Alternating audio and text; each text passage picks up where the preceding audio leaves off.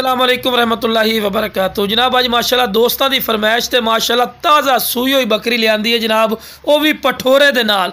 ते पहले नंबर ते माशाल्लाह पठोरा चेक करो, कितना माशाल्लाह प्यारा पठोरा और प्योर नागर दे विच ने और मोटे हड्ड पैरों दे विच ने, वाइट अख दे विच ने पठोरा और झालर भी चेक कर सकते, खूबसूरत फेस ब्यूटी दे विच ने बिरा।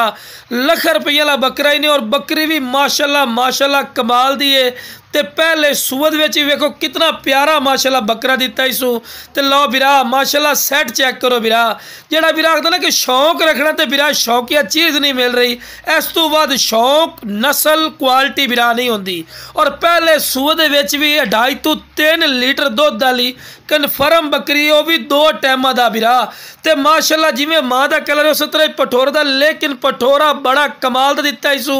ते रेट भी बिल्कुल जायज़ और मकूल हुसैन। ते पाठ दे बिरा कन्ना दे लापर भी चेक करो, चंगे लंबे कन, लंबी वेल और डबल हड्डी माशाल्लाह पाठी ने पई। और पहले सूअद विच माशाल्लाह ने पठोरा दिता है ते माशाल्लाह चंगे हाइट कद है पई। बंदे नूं नाल खड़ा करने का मकसद भी होंदा है कि तुहानूं हाइट कद दा पता लगे। ते एज माशाल्लाह चीज़ है, अगर तुसी किसी अयाली कोलों बिरा या किसी फार्म वाले कोलों या तुसी मंडी चले जाओ तो आसन जी 80,000 रुपये का सैट है जी, 70,000 रुपये का सैट है जी, नाल दा सैट बनना ही बंद हो गया। नहीं बिरा, अपना वो ना रेट होना है ना जरूरत है। इंशाल्लाह बिरावां दे शौक वास्ते चीज़ां लियाने है ते शौक नस्ल क्वालिटी तुहाडे सामने पई, बिल्कुल चिपटे सिंह ना होवन दे बराबर इन पे। ते लो बिरा कन्ना दे लापर चेक करो, वाइट अख, चंगी झालर, तोता फेस और लंबी गर्दन दे विच ने ते मुंह बिल्कुल लवी जवान माशाल्लाह पाठी ने। ते पहले सूए च माशाल्लाह वेखो बिरा कि कितना प्यारा और वड्डा हवाना चड्डा माशाल्लाह बनाया इसू। और हालांकि इहो जिहा हवाना चड्डा भी खा के अंदर जी 6 लीटर दुध वाली जी 5 लीटर दुध वाली है नहीं बिरा, इहदा दुध जिहड़ा पिया 2.5 लीटर गारंटी शुदा दुध दे पिया। और अपने बच्चे को दुध पिला के भी माशाल्लाह 2 लीटर दुध दे ते 2 लीटर दुध ही बड़ा मायने रखता बिरा, को थोड़ा नहीं। ते कोई खड़ छड़ नहीं वजह, बिल्कुल रेशम वाली कर जन्ना थाना नहीं, क्योंकि बच्चा सिर्फ 2 तो 3 दिनों का बच्चा है पिया। तो तुहानू ही पता है कि 2 तो 3 दिनों के बच्चे को असीं भुखा नहीं रह सकते हैं। माशाल्लाह अपने रज के दुध पींदा है, फिर भी माशाल्लाह वाना चड्डा वेखो कितना प्यारा इसू। ते बकाया सानू चोमना पै जाता भी दुध कढ़ना पै जाता थाना दे विचों। ते लो बिरा चारा भी खवा के भी खा रहे हैं कि तुहानू अच्छी तरह इन्फॉर्मेशन होवे कि सेहतमंद और माशाल्लाह एक्टिव ही ने।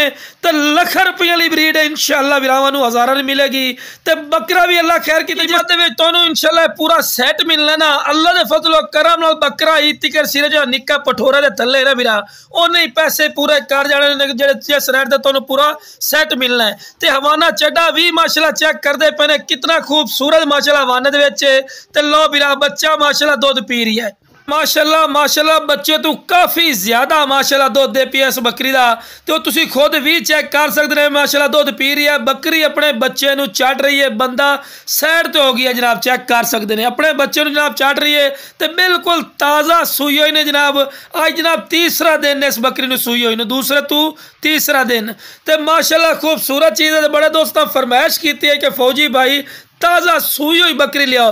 तो माशाल्लाह बकरी के कन्ना दे लाभ पर ही चेक करो बिरा, चंगे लंबे कन। तो यह माशाल्लाह पठोरा जिमें बकरी का माशाल्लाह दुध देना इंशाल्लाह अल्लाह के फजल करम नाल बिरा इस बच्चे ही पैसे पूरे कर जाने अगर 2 तो 3 महीने अच्छा पाल सो।